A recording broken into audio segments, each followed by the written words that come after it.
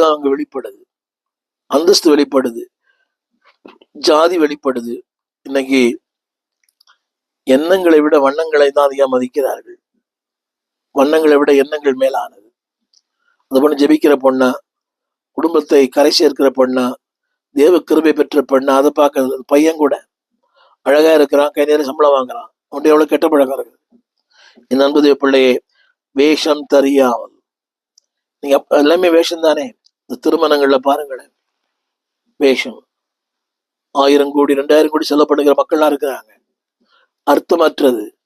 ஆனால் சொல்றது தேவனுடைய நன்மை, பிரியம், பரிபூரணம் இன்னதென்று அறிந்து பகுத்தறியத்தக்கதாக இந்த காரியம் செய்கிறனே, இது தேவனுக்கு பிரியமானதா? இந்த காரியம் இப்படி பேசுகிறேனே தேவனுக்கு ஏற்புடையதா? இதை பண்ணுகிறேனே தேவனுக்கு பிரியமா? அந்த பகுத்தறியத்தக்க எண்ணம் நிறைய பேருக்கு இல்லை. தேர் வெல் எஜுகேட்டட், வயது அதிகம், அதாவது நரைமுடி தரித்திருக்கிறது, ஆனால் அவன் அறியாது இருக்கிறான். அதாவது மீச நிறைச்ச அளவுக்கு அவங்களுக்கு இன்னும் அறிவு வளராது. ரொம்ப துக்கம். நிறைய பேரை பார்க்கிறேன் திருச்சபையில கூட. வயது அதிகமா இருக்குது, நரைமயிர் அவனை தெளித்து இருக்கு, அவனும் அதிகாரம் இருக்கிறான். இந்த கிழவனான ஒரு தீர்க்கதரிசி இருந்தான் நியாய புஸ்தகத்துல. நியாயமா ஒரு லேவியனை கொலை செய்தான். அவன் மேன் ஆஃப் மெச்சூரிட்டி. நிறைய பேர் அப்படித்தான். அந்த வசனத்தை எழுதப்பட்டிருக்குது, இன்னதென்று பகுத்தறியத்தக்க. இப்படி நான் பேசுறேனே, இப்படி பண்றேனே, இப்படி செய்யறேனே, இது இதனுடைய விளைவுகளை உண்டு பண்ணும். உங்களை பாதிக்கும், உங்கள் சந்ததியை பாதிக்கும், உங்கள் எதிர்காலத்தை பாதிக்கும், உங்கள் முழு குடும்பத்தையே பாதிக்கும். ஏன் சொல்லப்பட்டிருக்கிறது? உங்கள் மனம் புதிதாகிறதுனாலே. கொஞ்சம் யோசித்து பாருங்க. முதல்ல பேசும்போது யோசிங்க, இப்படி பேசுறோமே அது அவரை காயப்படுத்தாதா? பேசின பிறகு கூட யோசிங்க, காயப்படுத்தாதா?